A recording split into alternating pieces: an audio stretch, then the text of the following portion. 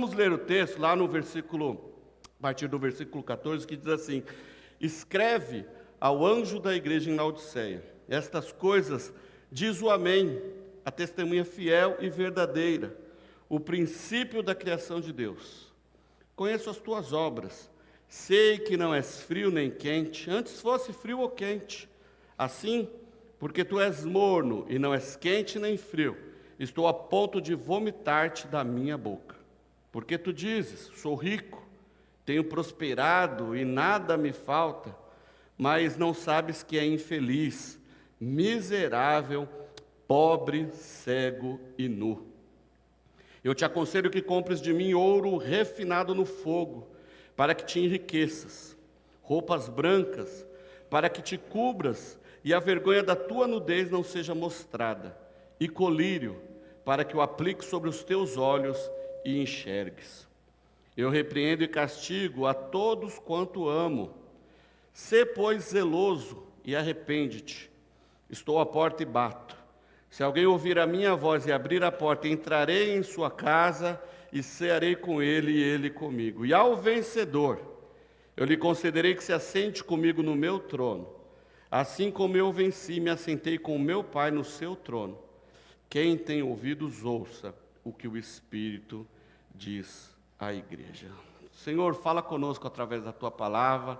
Abre, Deus, o nosso intelecto, o nosso coração, para compreendermos, ó Deus, os recados que o Senhor tem dado a uma igreja há tantos anos atrás, mas que fala profundamente as nossas realidades no presente, no tempo atual, Senhor. Em nome de Jesus, que nós possamos estar abertos para receber aquilo que o Senhor tem a falar conosco.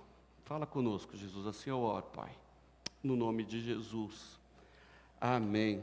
Glória a Deus. Queridos, para a gente entender, Apocalipse, ele tem muita coisa, né? Quente, frio, tem muito simbologia, muita analogia, muitas coisas. Então, para a gente poder entender até esse texto que nós acabamos de ler, é interessante, é importante eu dar um pouquinho só da história de Laodiceia. Eu quero dar só um contexto, um pouquinho do contexto. Laodiceia era uma igreja era uma cidade muito grande e muito rica, né? Eles estavam vivendo um período muito interessante, porque havia uma certa estabilidade na igreja. Havia algumas perseguições, sim, haviam, mas oficialmente Roma não perseguia a igreja. Nós estamos aí no século 100, mais ou menos, no ano 100, né?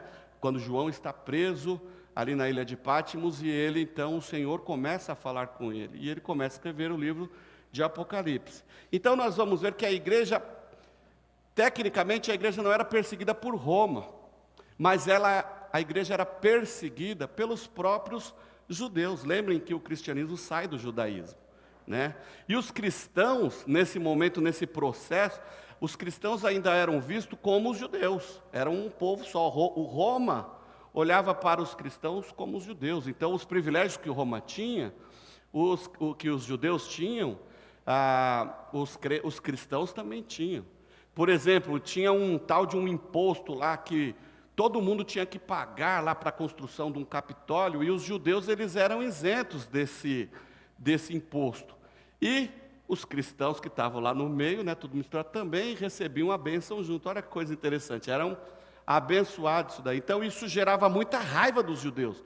Primeiro, eu quero me desvincular desse povo, e eles ainda estão pegando a bênção que é minha, não dá. Né? Então, havia toda essa perseguição. Então, tudo que os judeus podiam fazer contra os cristãos, contra a igreja de Cristo, eles não hesitavam em fazer. Agora, o que é interessante, que nós vamos ver então, é que não era uma perseguição oficial que preocupava aquela igreja, que era o problema daquela igreja. E Jesus está alertando a igreja de Laodiceia por isso. O problema ali de Laodiceia era o coração. Por quê? Laodiceia era uma cidade rica. Laodiceia era uma cidade que tinha os cidadãos muito prósperos.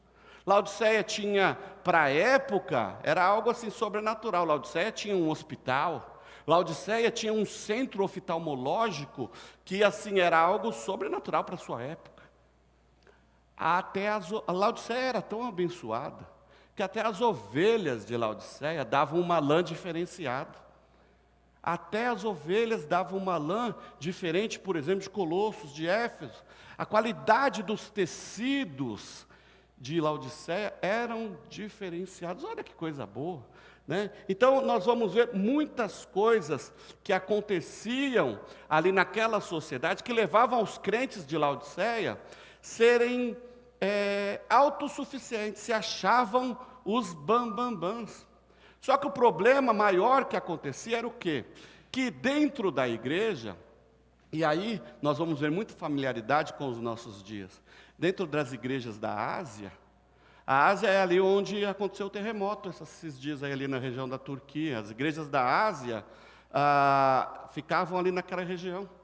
E o texto lá em Atos diz que toda a Ásia, todas as pessoas da Ásia ouviram o Evangelho, através do ministério de Paulo e Barnabé. Olha só, era uma região muito importante, muito forte, né? Então as igrejas ali eram igrejas prósperas, eram igrejas influentes, eram as principais igrejas naquele contexto do Novo Testamento. Acontece que dentro das igrejas também na época, da sua época, havia dentro das igrejas aqueles mais liberais. Hoje nós conhecemos o liberalismo dentro da igreja, que causou um estrago muito grande. Naquela época, João combatia muito o gnosticismo, mas o Senhor está falando que Apocalipse 2, versículo 6, fala dos nicolaítas. E os nicolaítas, eles eram uma seita, um povo que estava dentro da igreja, inflamando os próprios crentes dentro das igrejas. Ah, mas a palavra de Deus está dizendo assim, assim, assim. Está certo, mas você pode também facilitar um pouquinho aqui. Olha só que coisa mais familiar esse nicolaísmo, ou esse liberalismo que a gente conhece. Ah, você pode ir para a igreja todo domingo, você pode dar o dia, está tudo certo isso daí. Mas durante a semana, se você sonegar um imposto ali, não tem problema não, ninguém está vendo. Sabe, se você aprontar ali com o namorado, se você cabular a aula, se você roubar alguém, se você, defraudar alguém, ninguém está vendo. Essas coisas, ser cristão, seguir o Evangelho, não precisa ser tão radical assim. Olha só, a palavra já naquele ano, comecinho de tudo, e 2000 anos depois, nós vemos isso hoje no nosso meio, ou não vemos? Ah, você quer ser crente? Pode ser, vai lá na igreja, dá um dízimo, mas durante a semana você pode continuar desandado, que está tudo certo, não tem problema. O importante é você chegar no domingo e ir para a igreja. Então, nós vamos ver que o problema da igreja está, pelo menos da Laodiceia, não está na teologia, não está na ortodoxia. Eles pregavam a Bíblia, eles estudavam a Bíblia, mas não viviam o Evangelho, não viviam a Bíblia. E aí, quando o problema é no coração, é pior. Porque se o nosso coração está cheio do ego, a vaidade, essas coisas, não há espaço para Jesus. Por isso que eu imagino que ali, embora eles pregassem, eles anunciassem ali, entre eles, ali a palavra do Evangelho, Jesus estava do lado de fora daquela igreja. Jesus estava ali do lado de fora. E eu fico preocupado, porque às vezes nós também, estamos ali, seguindo a risca, fazendo as coisas, mas será que eu estou fazendo isso com amor e gratidão ao meu Senhor, porque Ele está do lado de dentro? Ou estou seguindo uma cartilha, para que outros vejam que eu sou da teologia boa, da teologia correta, ortodoxo, mas não tenho piedade, não tenho amor com os meus irmãos, não vivo na prática o verdadeiro Evangelho. Esse era o problema daquela igreja. E nós precisamos construir na nossa mente, no nosso coração, a ideia de que eu preciso ser verdadeiramente um discípulo do Senhor. Aonde eu estiver, aonde eu ser visto, Cristo precisa ser visto em mim. Então, nós precisamos entender que a preocupação daquela igreja, e para nós hoje em dia, não é corrermos o risco de morrermos pelo Evangelho, por sermos perseguidos. A probabilidade de nós morrermos por causa do Evangelho é quase zero. Ninguém aqui vai... É quase zero. Entrar alguém aqui e explodir aqui porque a gente é crente. Certo? Isso é quase zero. Mas é muito perigoso, porque nós podemos morrer mesmo estando dentro da igreja. Podemos morrer espiritualmente. E aí é onde é o pior. Porque morrermos aqui, está tudo certo, se nós temos garantia da nossa salvação, certeza da nossa salvação, e vivemos porque somos salvos. Se eu morrer aqui é lucro, Paulo fala isso, e eu penso assim, se eu morrer aqui agora está tudo certo, porque eu vou ver o Senhor.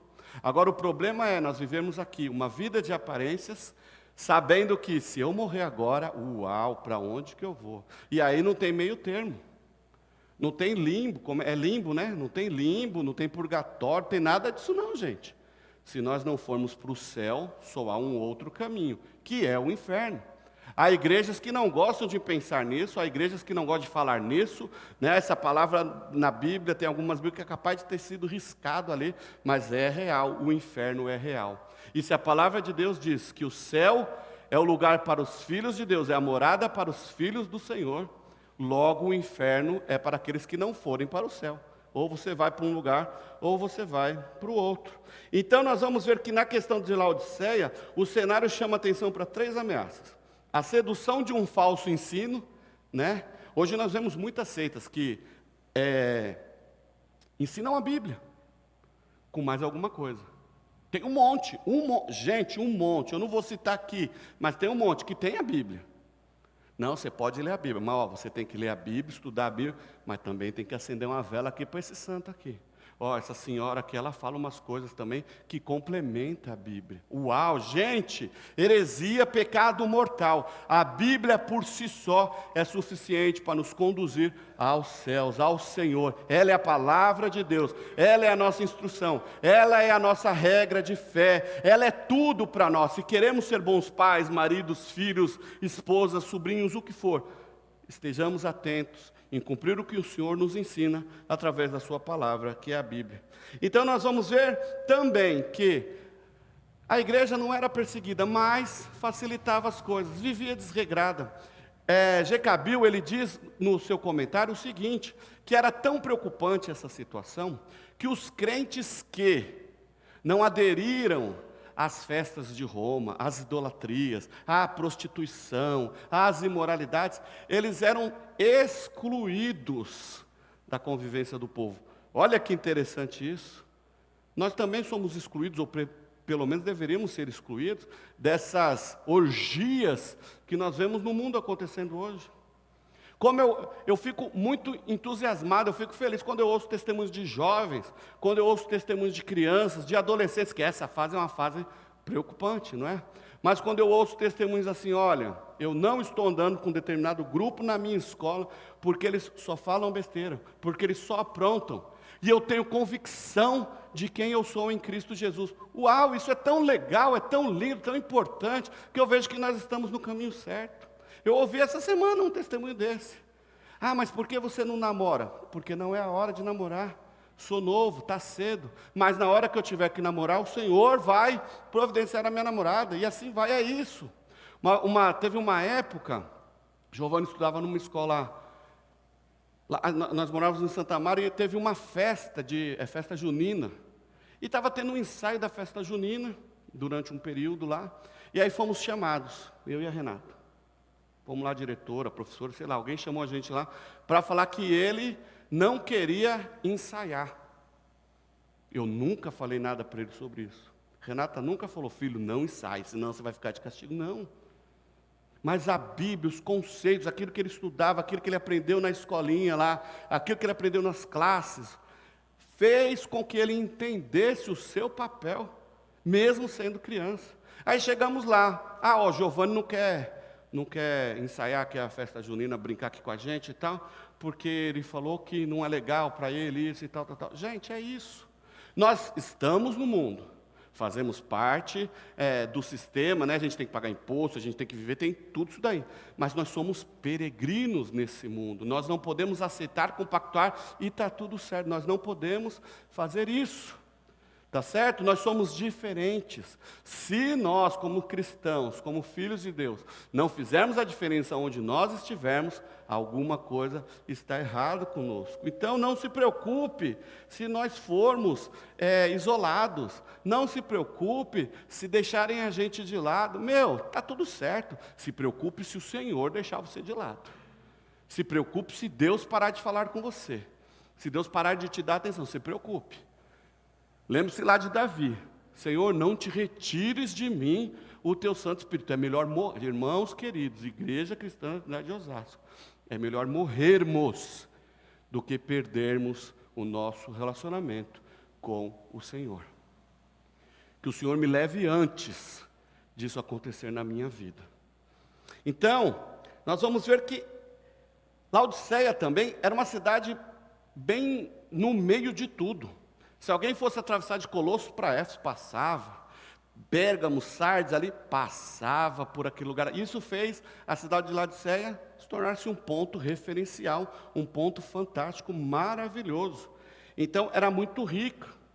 Estava ali, ao leste tinha Colossos, ao oeste ali tinha Herápolis, e assim ia. Mas era um lugar onde era referência. Pense em São Paulo.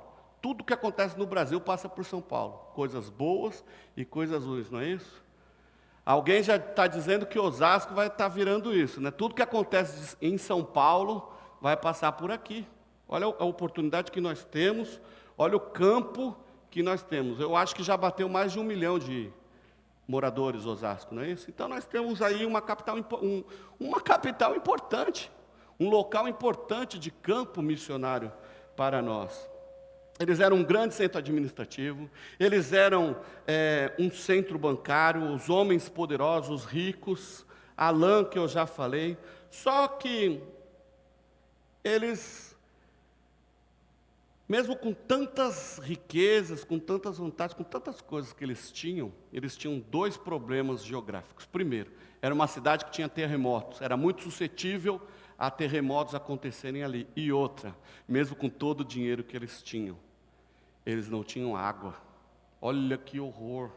Água é vida, né? Quando eu fiquei internado há anos atrás, o médico falava que eu conseguia ficar sem comida, mas sem água eu não conseguia, né? Então é interessante isso daí. E aquela cidade não tinha água. A sua água era uma água salgada, muito ruim, insalubre, causava náuseas, vômito.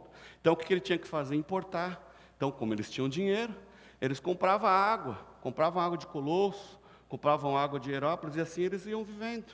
Mas com este cenário em mente, vamos ver agora o que Jesus está falando para aquela igreja e fala para nós nesta manhã. Conheço as tuas obras. Como eu disse, é uma igreja boa, uma igreja ortodoxa que pregava ali, mas estava longe de viver o evangelho que eles anunciavam, que eles pregavam. Era um evangelho da boca para fora, uma ortodoxia morta. Conheço as tuas obras e sei que nem és quente e nem frio. Antes fosse quente ou frio. E Herápolis estava 10 quilômetros ao norte de Laodiceia. Colossos estava 16 quilômetros ao sul. Lá ao norte, na cidade de Herápolis, havia uma região com água quente. Sabe água quente igual aquele lugar que tem lá em Goiânia? Onde as águas são medicinais, as águas são gostosas. Algumas águas serviam até para cura, serviam como remédio, como medicamento. Olha só, eles traziam por aquedutos, né? Eles traziam essa água maravilhosa, essa água que curava pelos canos até as suas cidades.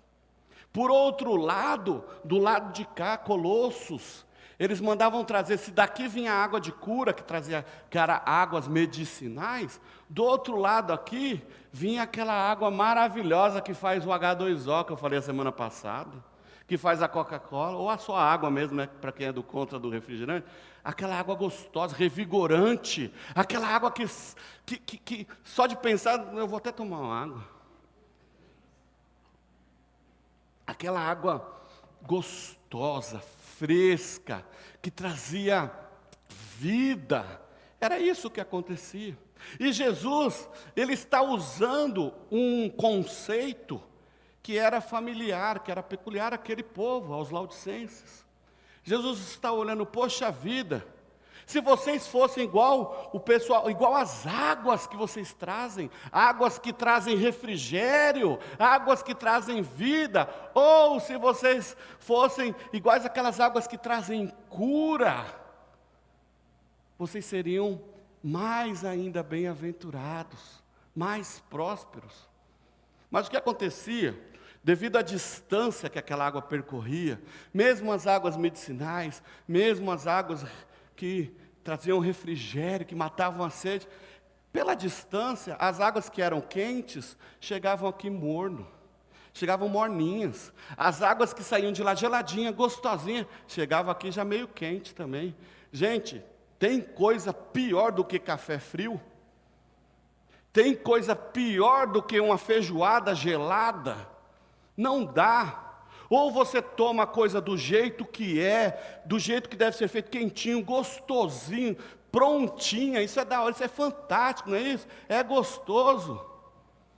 Então, Jesus está dizendo isso, essas águas mornas, essas águas sem vida, me traz vontade de vomitar, náusea, é isso que acontece.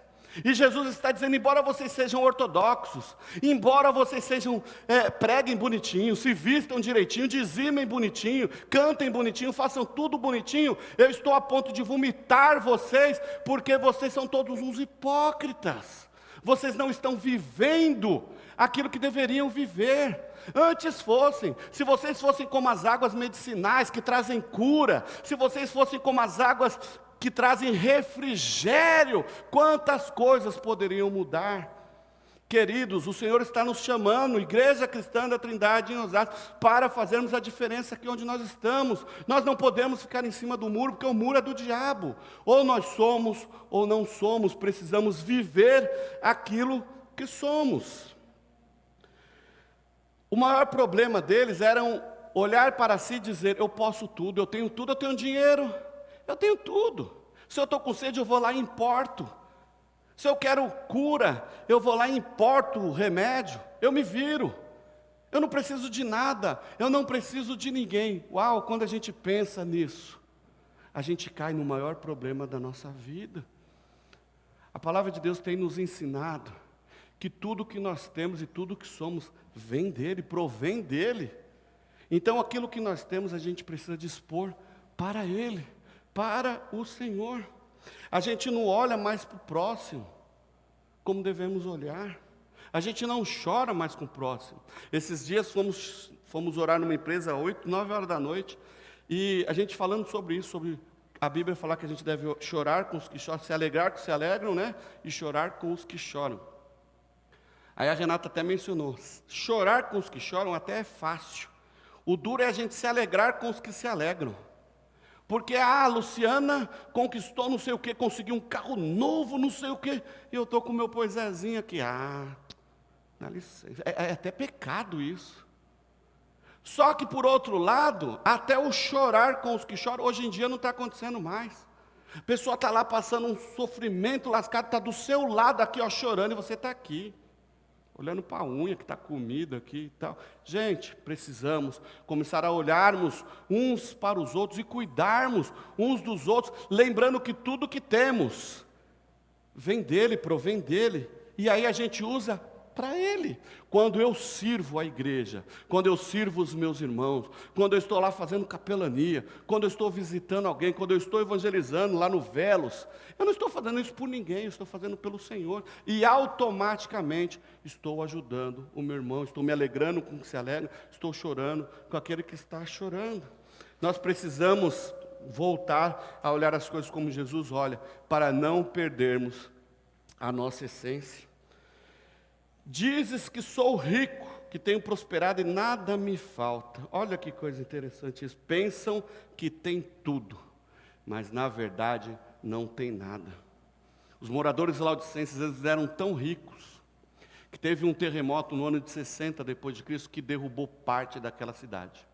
E como nós temos visto lá na Turquia, quando uma cidade ela é destruída, geralmente o governo vem ajudar, geralmente outros países vêm ajudar, não é isso?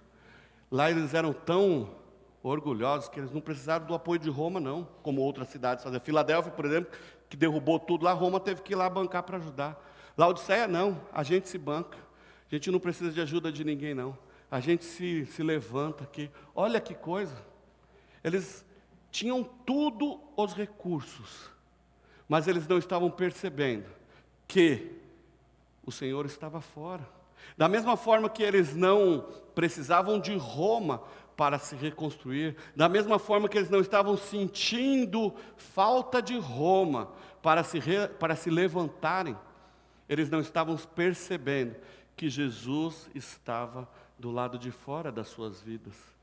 E olha que eles estavam ali, né, certinho, na linha, da boca para fora. Porque Jesus, inclusive, estava lá fora. Queridos, riqueza material não significa riqueza espiritual.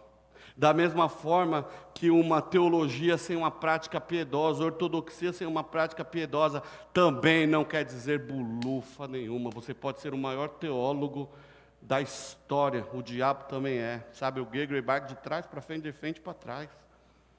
O que nós precisamos, como nós cantamos aqui, é conhecer Jesus. O que nós precisamos é andar como Jesus andou, desejarmos estar com Ele, sabe, andarmos em unidade, buscando ao Senhor, adorando ao Senhor, unidade de todos juntos aqui com o mesmo objetivo, de adorarmos buscando sempre ao Senhor. A igreja ela não pode agir independentemente. Eu tenho dinheiro.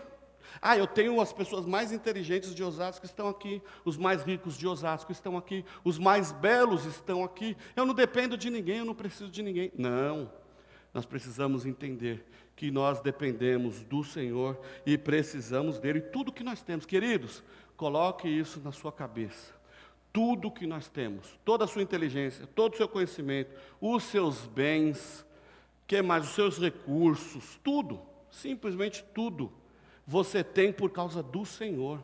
É o Senhor te abençoando. Então entenda, como diz lá Paulo em Romanos, tudo vem dele, tudo é por ele. Porque por ele, por meio dele, para ele são todas as coisas. Gente, nós precisamos entender isso. E usarmos as nossas vidas, o nosso entendimento, os nossos recursos, o nosso conhecimento, os nossos talentos, para a glória do Senhor. E é interessante que Jesus ele vem e aponta essas falhas, mas ele traz 3 conselhos importantes para aquela igreja e que cabe à nossa igreja hoje, cabe à igreja brasileira hoje.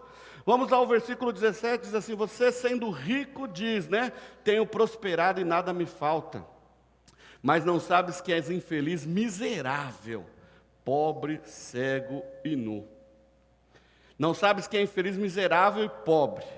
Aí o versículo 18 diz: eu te aconselho que compres de mim ouro refinado no fogo, para que te enriqueças refinado no fogo que há em mim.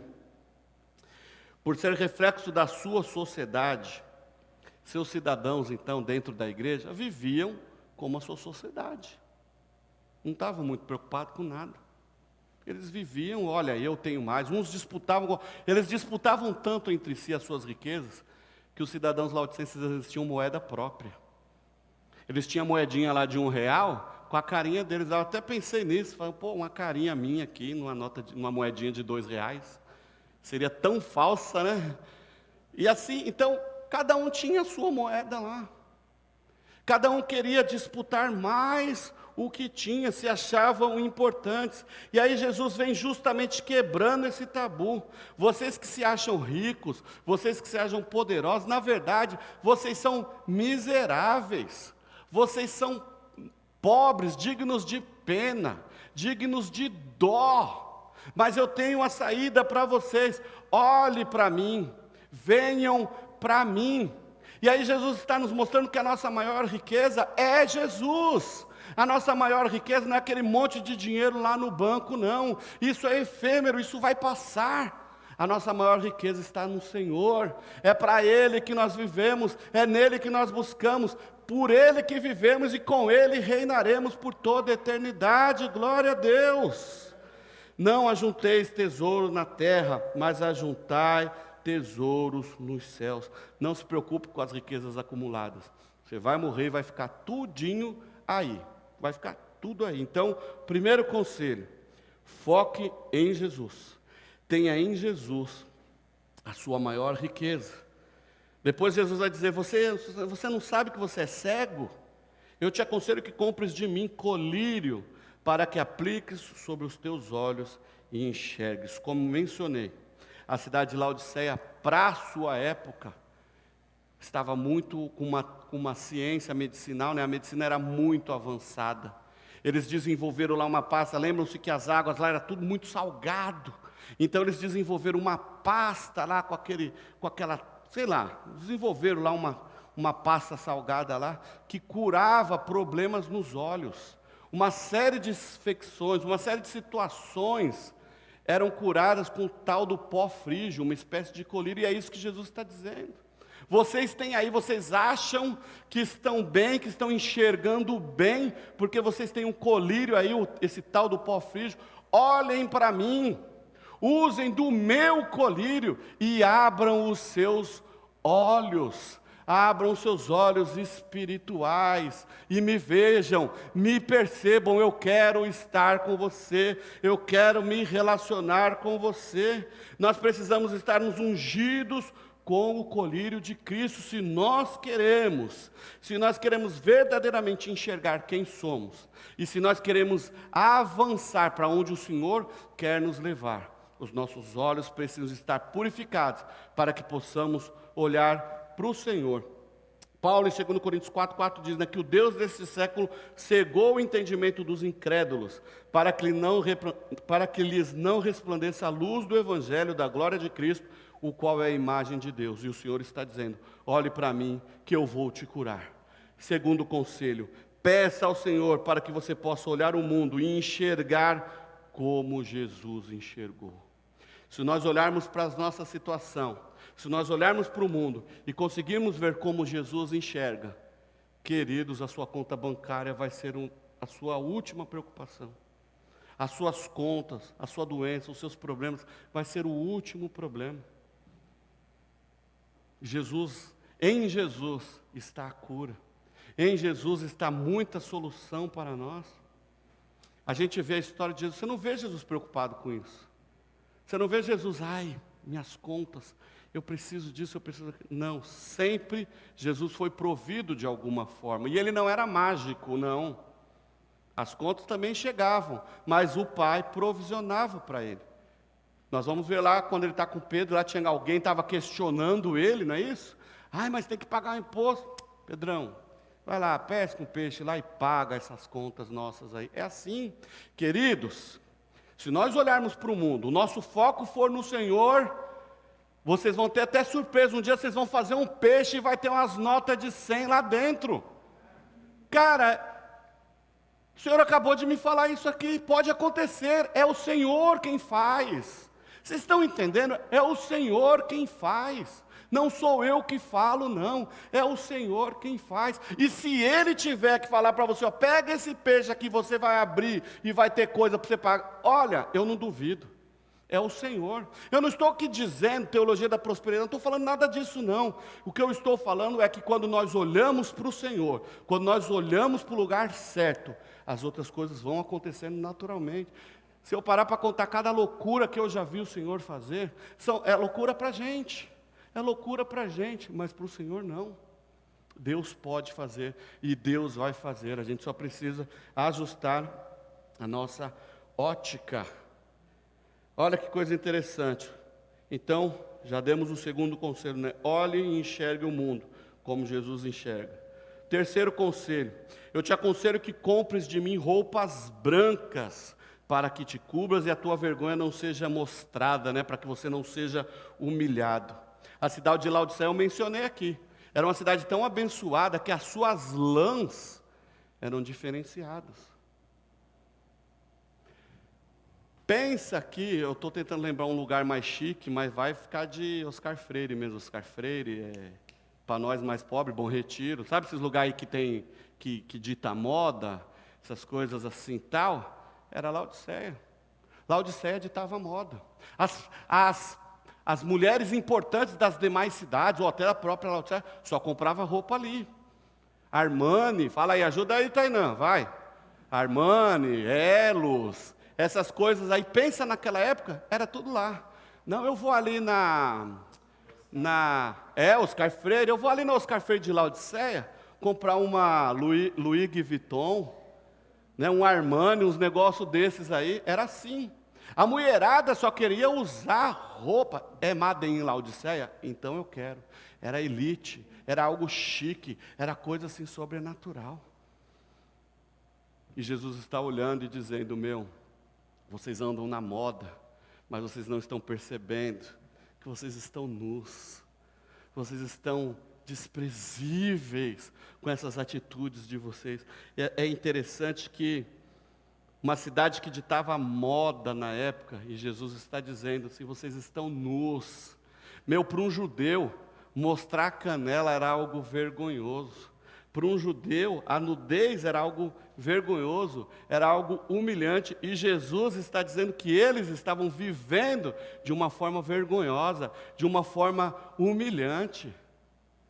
Vistam-se do Senhor. Ele está nos dizendo hoje, para nos vestirmos, para andarmos como Jesus andou, para vivermos e vestirmos vestes brancas, como os justos que foram santificados, que está lá em Apocalipse 19:8. E é interessante que vermos que no texto de Apocalipse, roupas brancas dá a ideia de redimidos. Vistam-se do Senhor. Vistam-se do sangue do Cordeiro, lavem-se no sangue do Cordeiro, e vocês serão redimidos. E se juntarão, o texto em Apocalipse vai dizer, e vocês vão se juntar àquela multidão de todos os povos, tribos, línguas, raças e nações, e vão adorar aquele é o único que é digno de receber toda a honra, glória e poder. Vista-se do Senhor, lave-se no sangue do Senhor. Se não passar pelo sangue, se não se vestir do Senhor, se não olhar como o Senhor olha, se não pensar como Ele pensa, nós não chegaremos aos céus. Então, esse é o terceiro conselho: deixe Jesus te cobrir com as suas vestes. Se temos agido como a igreja de Laodiceia agiu nas nossas vidas, é porque temos deixado Jesus do lado de fora.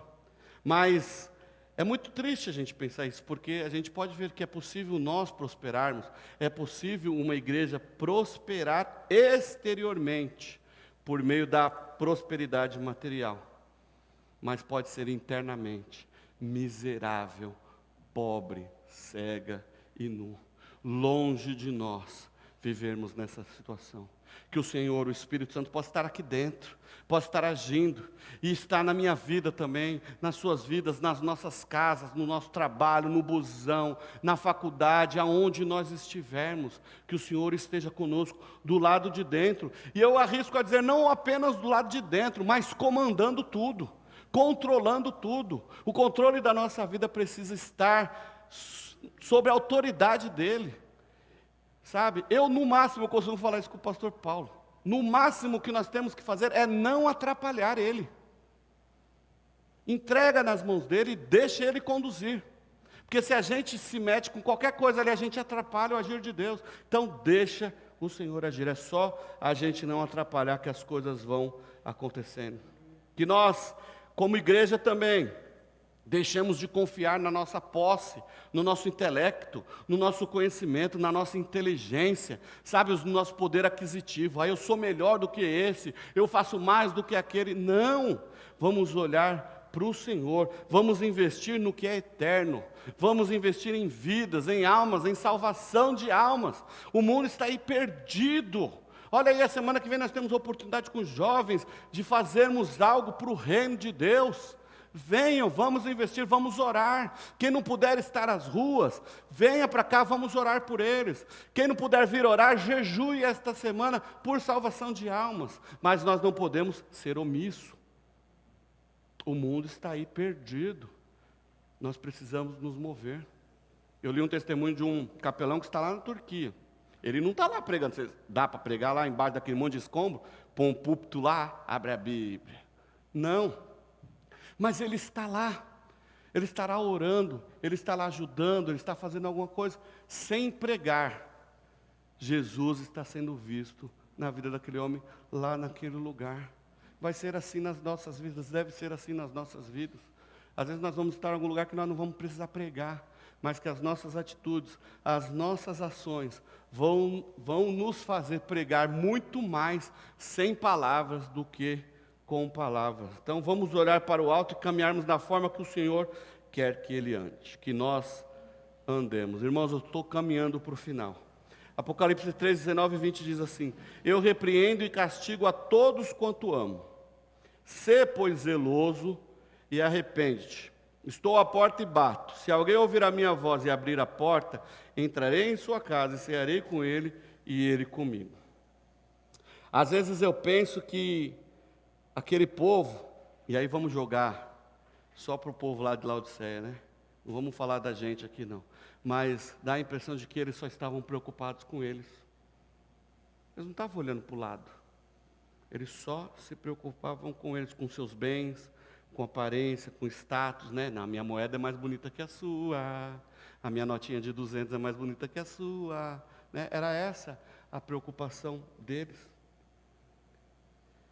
Mas eles não notaram, isso que foi muito grave. Eles não notaram a ausência de Jesus entre eles.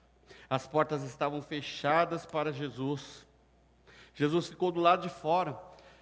Ele até estava lá querendo entrar, tentando entrar. Sabe, ele está ali, ó, querendo falar, querendo fazer. Mas o povo está lá preocupado consigo. Está preocupado com o seu trabalho, com a sua faculdade, com o seu namoro, com os seus estudos, com um monte de coisa. E Jesus está lá, né, querendo falar. E a gente não está nem aí. Isso é triste, isso é preocupante. Mas é interessante que nós vamos ver que a mensagem de Jesus continua sendo importante e urgente. Ele nos chama ao arrependimento, Ele nos chama a voltarmos onde nós nos perdemos. Ele nos dá uma nova oportunidade. E Ele continua batendo.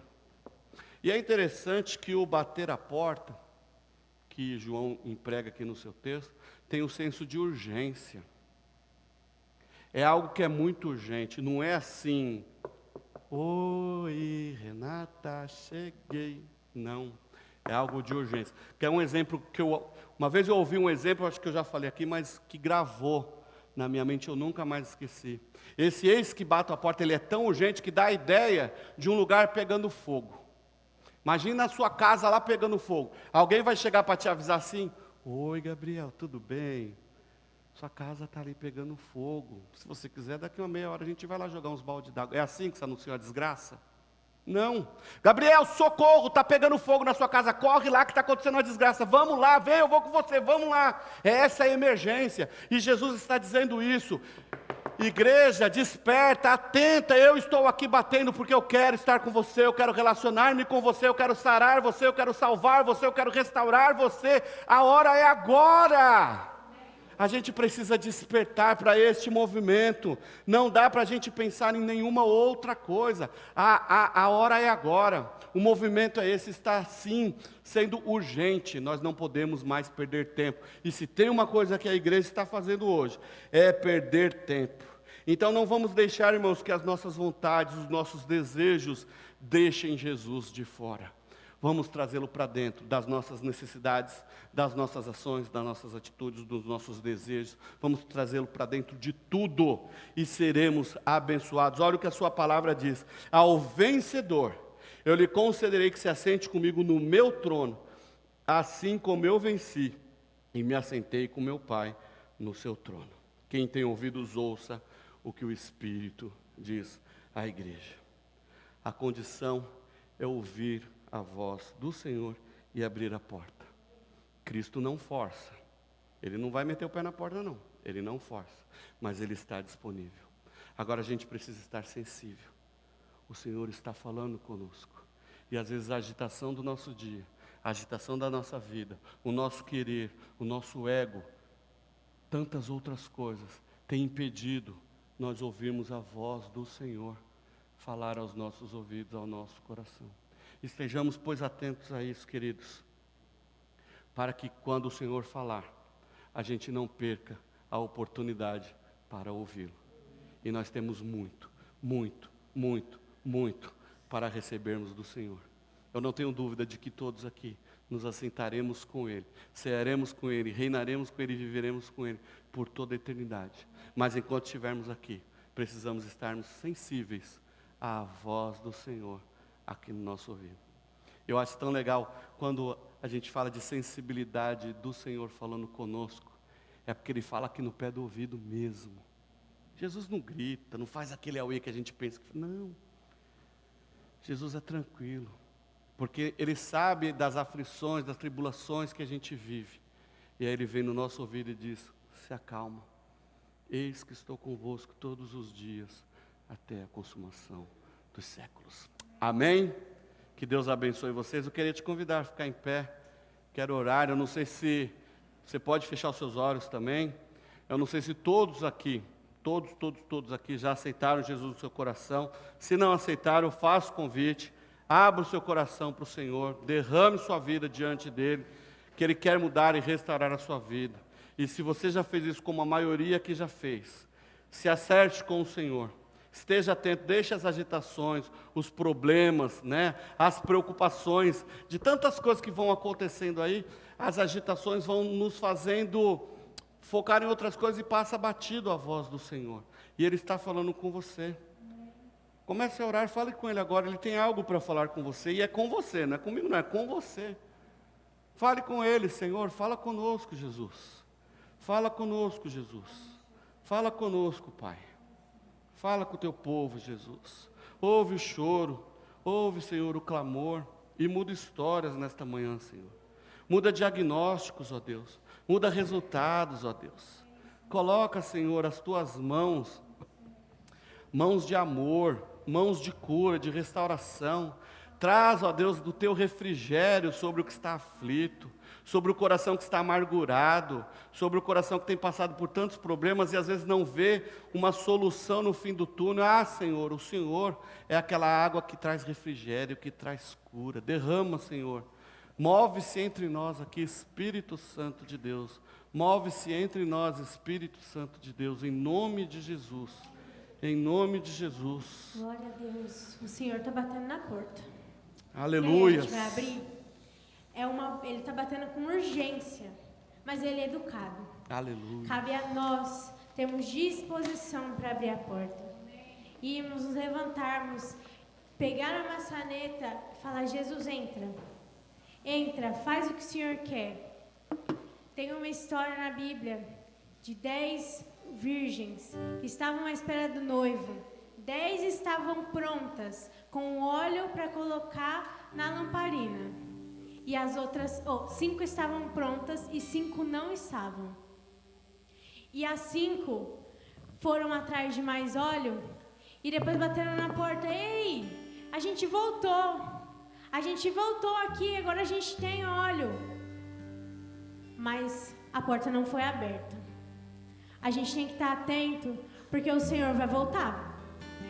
Nós temos que estar prontos com o nosso coração aberto à porta de Jesus. Porque Ele está aqui, toque, toque. Então vamos nos colocar aqui como uma oração. Vamos cantar essa música como uma oração. Jesus, pode entrar. É só bater que eu vou abrir a porta para ti. Eu vou abrir essa porta. Eu não quero ficar sem o Senhor dentro do meu coração, não. O Senhor é essencial. O Senhor é tudo que eu preciso. Aleluia, Jesus.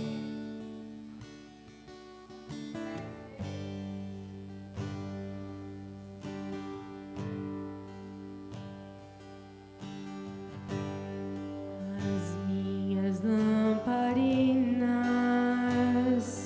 estão acesas.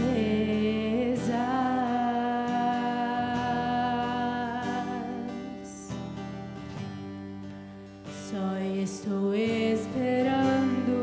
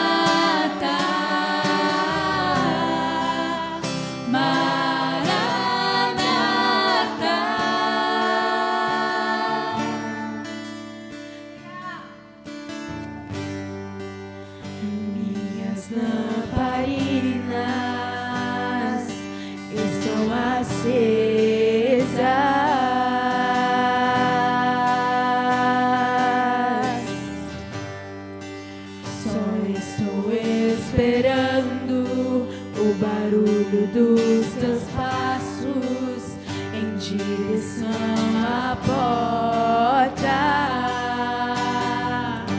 É só bater que eu vou abrir pra você entrar. É só bater que eu vou abrir pra você entrar. Eu já coloquei as minhas vestes brancas, estou só te esperando. Vem, vamos dançar. Maranata,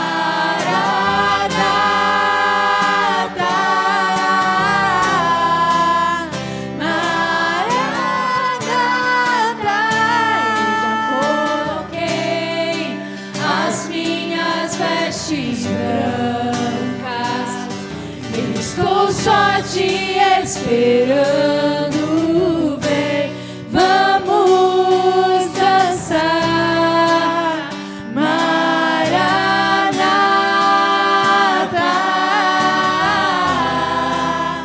Maranata. Venha, Jesus, Senhor. Venha, Jesus. Nós te adoramos, meu Pai. Aleluia. Tem fogo nos olhos, eu não imaginava que era lindo assim, que era lindo assim. Meu noivo esperado, eu abro a minha casa. Pode morar aqui, pode morar aqui. Tem fogo nos olhos, eu não imaginava que era lindo assim, que era lindo assim. Meu noivo esperado, eu abro a minha casa. Pode morar aqui, pode morar aqui. Tem fogo nos olhos, eu não imaginava que era lindo assim, que era lindo assim. Meu noivo esperado, eu abro a minha casa. Pode morar aqui, pode morar aqui. Vem, Senhor, eu estou só te esperando. Vem, vamos dançar. Maranata,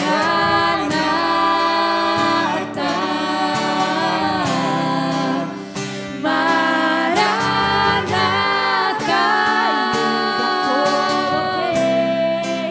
As minhas vestes brancas, eu estou só te esperando. Vem, vamos dançar. Maranata,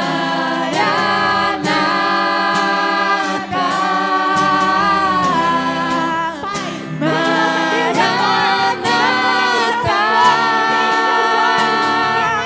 Tem fogo nos olhos, eu não imaginava que era lindo assim, Senhor, que era lindo assim. Meu noivo esperado, eu abro a minha casa. Pode morar aqui, pode morar aqui. Tem fogo nos olhos, Eu não imaginava que era lindo assim, que era lindo assim. Meu noivo esperado, eu abro a minha casa. Pode morar aqui, pode morar aqui. Aleluia, Jesus. Nós abrimos a casa para que o Senhor venha fazer morada. Nós não queremos viver mais um dia sequer sem estar na tua presença, sem estar aqui esperando a tua volta, Jesus. Esperando pelo aquele dia em que nós subiremos para morar ao céu contigo, Jesus. Nós estamos esperando, Pai, esperando a tua volta. Aleluia.